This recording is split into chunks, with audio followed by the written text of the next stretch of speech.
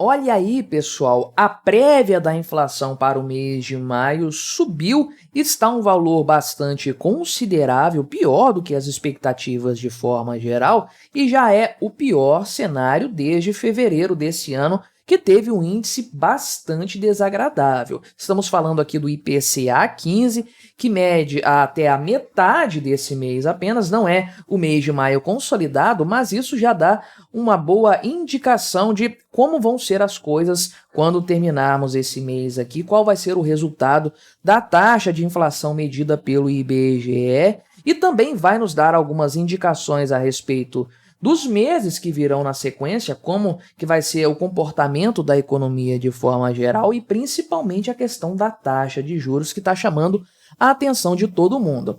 Vamos conversar sobre esse tema, sobre esse assunto aqui, mas antes não se esqueça, deixe o seu like, o seu comentário neste vídeo, se inscreva no meu canal se você ainda não for inscrito, considere se tornar membro patrocinador do meu trabalho, com valores a partir de R$ 1,99 por mês. Você me ajuda bastante dessa forma, pode ter certeza disso, né? Então, esse índice aqui, IPCA 15, mede a prévia da inflação, né? Lembrando, é sempre bom fazer esse à parte quando o governo, algum órgão estatal, alguma coisa assim, traz esse termo inflação, eles estão pensando em aumento de preços. Isso não é correto. Inflação é o aumento da base monetária, o aumento da quantidade de dinheiro em circulação na economia. O que acontece é que esse maior volume de dinheiro impresso pelo governo circulando de forma geral pelos mercados faz com que os preços subam para se reajustarem à nova quantidade disponível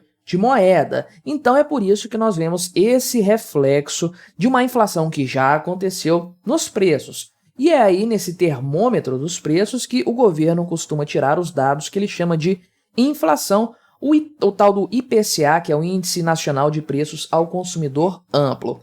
Nesse caso aqui, o IPCA 15 mede desde o dia 15 do mês anterior até o dia 15 deste mês, então 15 de abril até 15 de maio, por isso é uma prévia, né, que sente o cenário até a metade do mês para antecipar o que vai ser para o mês de forma completa aqui, né? Então, aqui no site da Agência Brasil, da EBC, o órgão estatal de mídia aqui, o principal item colocado como sendo o grande vilão da inflação é a gasolina. Já o pessoal do Poder 360 coloca também a questão dos remédios, trata isso como o principal vilão da inflação nessa prévia aí, né? Enquanto que para o produtor, né, o índice de preços ao produtor, houve também um grande aumento nos preços de forma geral. O IPCA 15 está subindo 0,44% nesse intervalo 15 de abril, 15 de maio,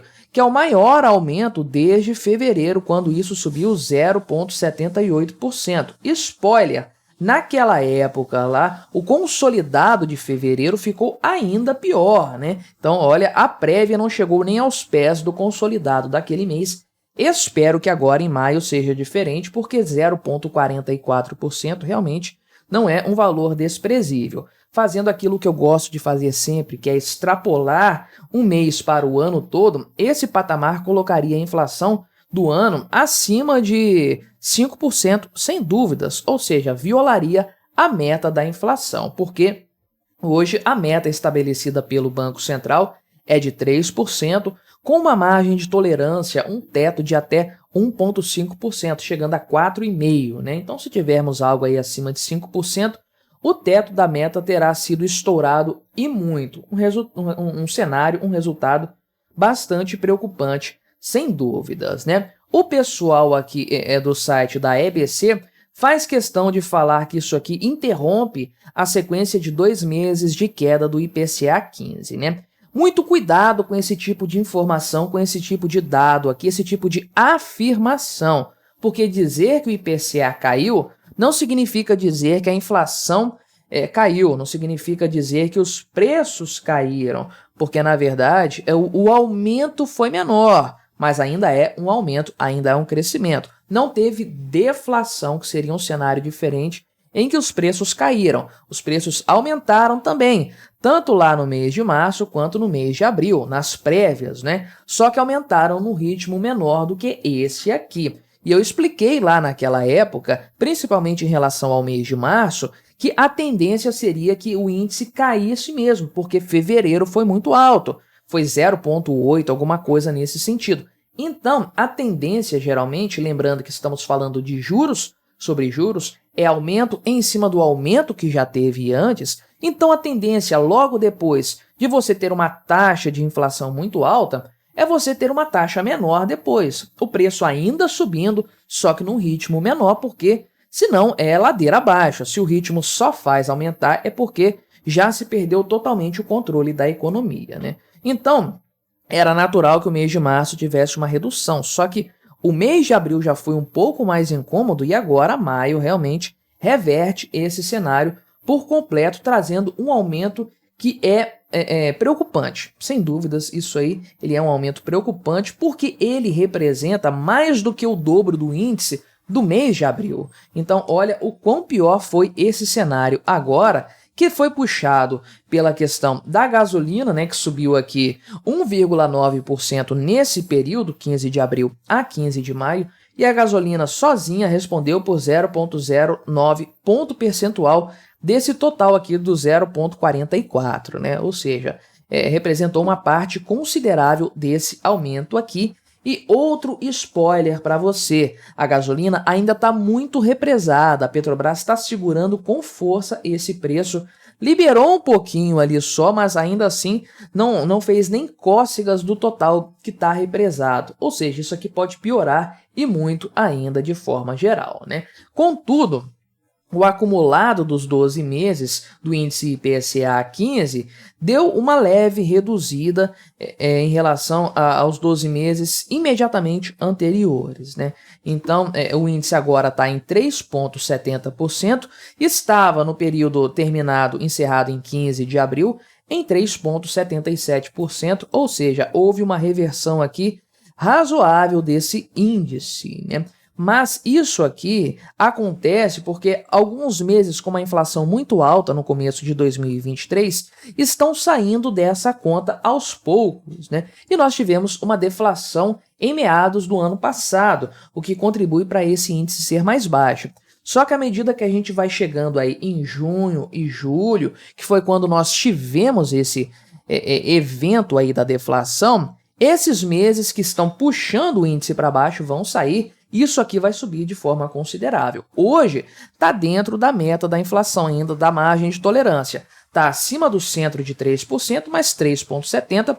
Está controlado ainda e, convenhamos, né, para o histórico do Brasil, 3,70% de inflação é até um cenário muito agradável, muito confortável, né? O problema são as perspectivas de forma geral. Os remédios, conforme eu falei, subiram bastante aqui também, porque houve aquele aumento no mês de abril, que está acontecendo no decorrer do mês de abril e no começo de maio também, e está sendo medido por essa taxa aqui. Talvez os remédios não representem tanto impacto na questão da inflação fechadinha do mês de maio, porque o maior reajuste foi mesmo lá em abril. Mas nesse índice aqui, então, né, estamos falando de 2,06% de aumento nos produtos farmacêuticos de forma geral aqui, dentre outros itens, né? Passagens aéreas subiram bastante também, o etanol também subiu de forma considerável, mas eles têm um impacto menor no cômputo geral desse índice aqui, né? Sendo que o grupo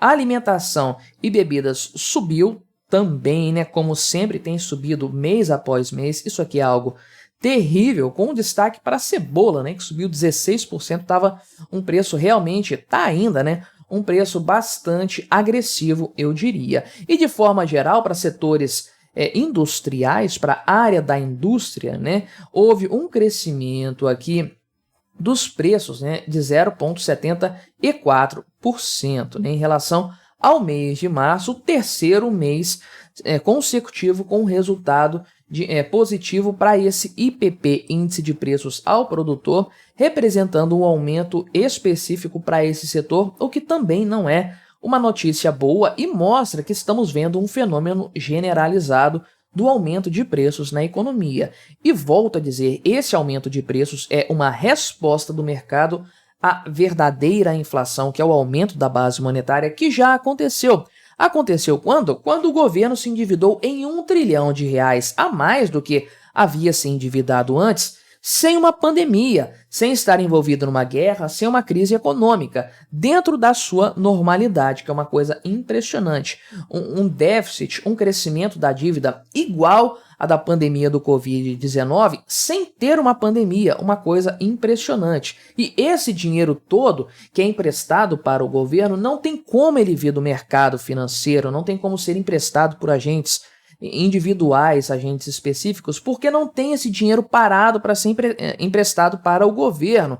Esse dinheiro tem que ser tomado via empréstimos financiados mediante impressão de dinheiro pelo Banco Central. É um fenômeno que faz até sentido, porque o dinheiro é impresso para comprar uma dívida que, em tese, vai ser paga depois. Esse dinheiro vai ser recebido novamente, vai para as mãos do Banco Central e ele vai guardar isso lá de uma forma que esse dinheiro não circula na economia, ou o compulsório bancário vai tomar isso também para o Banco Central, guardando esse dinheiro sem que ele circule, e aí a inflação é contida. Obviamente, o governo nunca paga a sua dívida, ano após ano a dívida só faz crescer, e isso faz com que a base monetária pressione os preços para cima. Estamos vendo esse cenário, e agora com o governo Lula, meu amigo, a coisa tende a ficar pior. E com o problema no Rio Grande do Sul, que vai levar o governo a imprimir dinheiro para financiar a reconstrução do Estado, isso aqui vai de ladeira abaixo de fato, e aí sim, teremos um grave problema para a questão da taxa de juros, que tipicamente é utilizada para segurar o ímpeto do aumento de preços. Mas com alguém do comando, do gosto do Lula, no comando do Banco Central, essa amarra para a inflação vai ser retirada. E aí, meu amigo, você já sabe aonde nós vamos parar. Mas me diga, o que você achou dessa história? Colabore com o nosso debate, deixe aí o seu comentário, se inscreva no meu canal se você ainda não for inscrito e até a próxima.